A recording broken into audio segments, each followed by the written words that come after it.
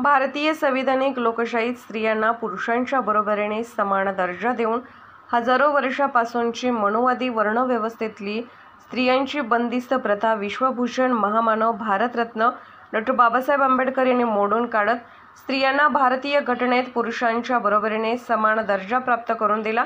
क्रांतिज्योती महात्मा ज्योतिबा फुले व सावित्रीबाई फुले यांनी मुलींसाठी शिक्षणाची कवाडे मोकळी करून दिली।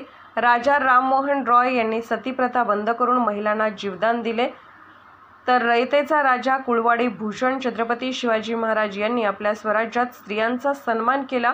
म्हणूनच आज महिला शिक्षणाबरोबर कार्यकर्तृत्वाने देश चालवण्यासाठी सक्षम झालेल्या असून आपण समाजाचे देणे लागतो या भावनेतून काही महिला पडद्याआड राहून सामाजिक, शैक्षणिक, वैद्यकीय, व्यावसायिक, शासकीय, राजकीय क्षेत्रात अलौकिक काम करीत भारतीय पिढी सक्षम करण्यासाठी अहोरात्र झटत असतात।